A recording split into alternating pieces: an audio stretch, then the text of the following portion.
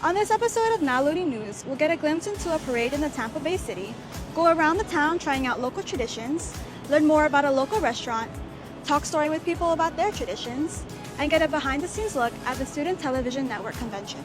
That's what's next on Now Loading News. From the campus of Moanalua High School, in association with Minimac, giving voices to stories untold. This is Now Loading News. In Hawaii, we're all about tradition and we welcome people with a warm aloha. So, aloha and welcome to this special edition of Now Loading News. I'm Stephanie Wee. And I'm Melia Rinke. We are not at our usual Moanalua High School campus, but here in Tampa Bay, located on the Gulf Coast of Florida for the Student Television Network convention. For this special edition show, we are taking a deeper look at how Tampa is deeply connected to tradition. From their football team, the Buccaneers, to the many pirate-themed boat tours, Tampa Bay celebrates their rich history of pirates. The city is also known for one of their biggest events, the Gasparilla Festival, where the community celebrates its past. Reporter Cami has more. I'm like top I would say it's a tradition for my family. Yeah, we come every single year. We celebrate the art festival, I think, just to bring the community together. Everyone loves coming to this event. Tampa's annual Gasparilla Pirate Invasion and Parade is inspired by the legendary pirate Jose Gaspar, known as the last of the Buccaneers, who raided the coastal waters of West Florida in 1904. In 1971, a pirate-themed parade and festival was staged as an add-on to other community events, highlighting the invasion. Fast-forwarding to today, where it's celebrated as an event, outdoor festival featuring performances, artwork, and food. I'm born and raised here in Tampa, and Gasparilla has always been a tradition, starting with the pirate invasion and continuing on. In 1971 is when the Gasparilla Arts Festival came about. First started with just very local artists, a small little festival, and it's grown to a major event that's known regionally. And This historic event has now over 250 vendors. I love just coming down and seeing every single form of art. The photography, people go and create real life photos using straight pencil. It's insane to me. Gasparilla is an exciting event that attracts many in Tampa Bay. This is Cami Furutani reporting for Now Loading News. Oh my gosh, that's amazing. I didn't know pirates were such a big thing in Tampa. Right? There are so many new things I've learned since we got here. Next up, let's go around the town with Brooke and Irie showing us some must-dos when visiting.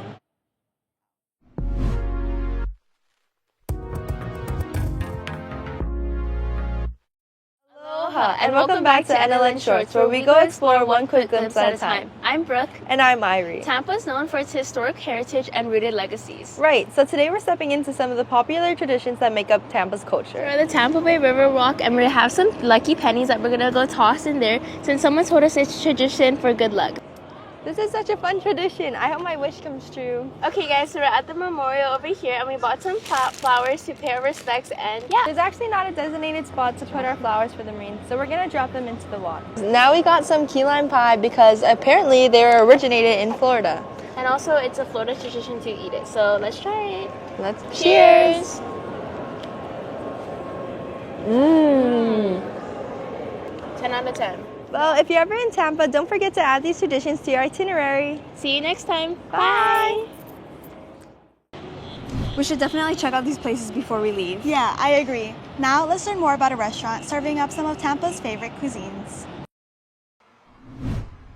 This was a kind of a food desert. There was no food down here. And gave me the opportunity, and South Bodega was born. On the corner of Inner Bay Boulevard, Sal's Bodega focuses on keeping tradition and culture alive.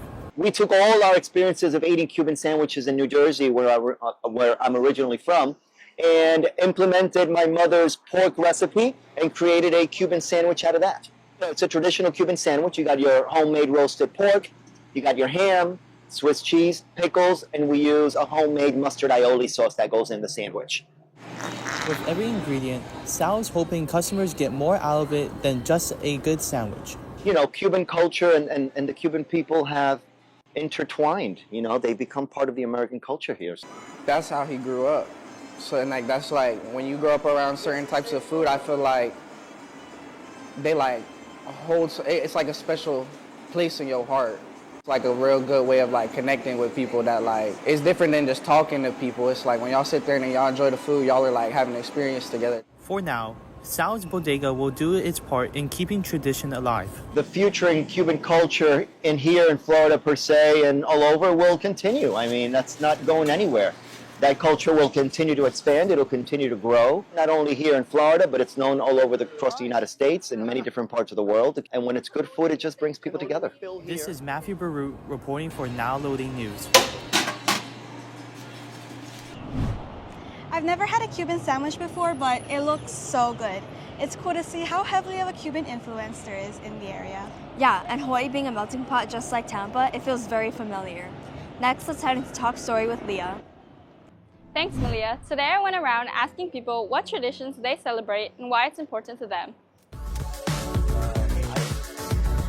Some traditions that you celebrate. So being a part of the Indian culture, we celebrate Indian New Year's. In Maryland, eating crabs is an event. A family reunion picnic. At least 3 times a year we do vacations. Why is it important to you? I think it's important to keep your traditions alive. I think it brings the family together and it ties us to our Chesapeake Bay roots. It's really neat to just see all of us mixed in and just sharing. You know, getting in touch with my religion, with my people.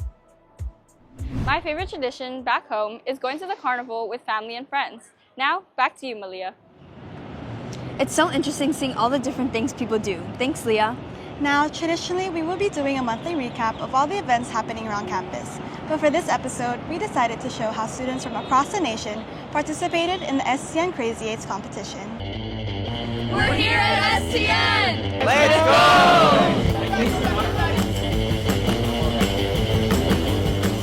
go! 3, 2, 1. Go down! We're trying to find a spot. Can I get 2 claps and a clap?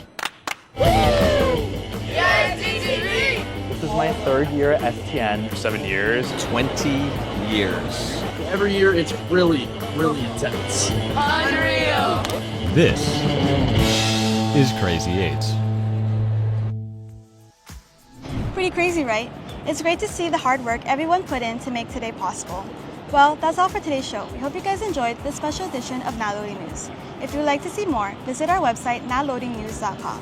You could also follow our Instagram and TikTok at MOHS_broadcast and at MOHS.broadcast. On behalf of the Now Loading News team, we thank you for tuning in. I'm Stephanie Lee. And I'm Nalia Rinke, and the loading is now complete. Ahui ho. See you next time.